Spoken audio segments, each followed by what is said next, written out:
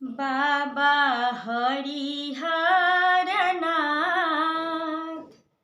सोनपुर में होली खेले। बाबा हरिहरनाथ सोनपुर में होली खेले। हो बाबा हरिहरनाथ बाबा भोलेनाथ सोनपुर में रंग लूटे। बाबा हरिहरनाथ सोनपुर में रंग लूटे।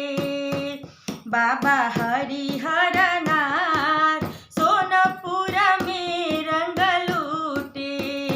बाबा हरिहरनाथ सोनपुर में होली खेले। हो बाबा हरिहरनाथ भोलेनाथ हो। बाबा हरिहरनाथ भोलेनाथ हो। सोनपुर में रंग लूटे। बाबा हरिहरनाथ सोनपुर में होली खेले। राम खेले होली लक्ष्मण खेले होली। राम खेले होली लक्ष्मण खेले होली। लंकागढ़ में रावण खेले होली। राम खेले होली लक्ष्मण खेले होली। लंकागढ़ में रावण खेले होली। भोला संगे गौरा माई साथ हो।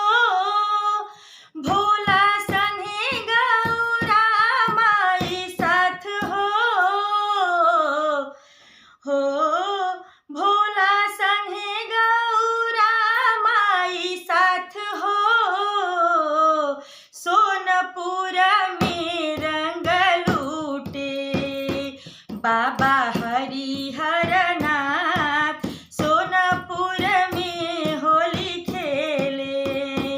बाबा हरिहरनाथ बाबा हरिहरनाथ सोनपुर में रंग लूटे।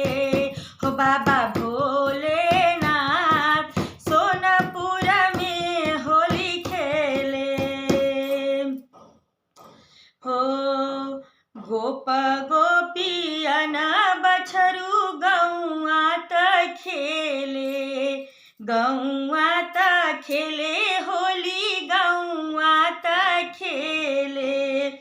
बूढ़ाओ त खेले नगर बउआ त खेले। बूढ़ाओ त खेले नगर बउआ त खेले। गोप गोपियन बछरू गौआ त खेले। बूढ़ाऊ त खेले नगर बउआ त खेले।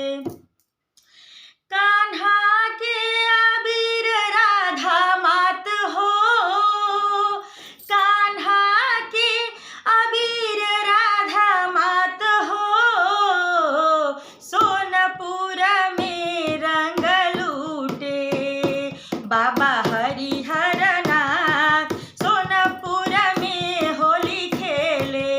हो बाबा हरिहरनाथ सोनपुर में रंग लूटे। बाबा हरिहरनाथ भोलेनाथ हो। बाबा हरिहरनाथ भोलेनाथ हो। सोनपुर में रंग लूटे। बाबा हरिहरनाथ सोनपुर में होली खेले। हो बाबा हरिहरनाथ सोनपुर में रंग लूटे। बाबा हरिहरनाथ सोनपुर में होली खेले। बाबा हरिहरनाथ सोनपुर में होली खेले। नमस्कार, प्रणाम, जय श्री कृष्णा, राधे राधे। मैं रजनी तिवारी भजन गायिका आपके सामने मैंने एक लोकगीत फगुआ प्रस्तुत किया और ये होली में गाया जाता है, पारंपरिक गीत है। तो उम्मीद करती हूँ कि मेरा ये प्रयास आप लोगों को बहुत अच्छा लगेगा और अगर आप लोगों को अच्छा लगता है तो मेरे चैनल को सब्सक्राइब कीजिए, कमेंट कीजिए, लाइक कीजिए और प्लीज़ प्लीज़ प्लीज़ मेरे चैनल को ज़्यादा से ज़्यादा शेयर कीजिए। जय श्री राम।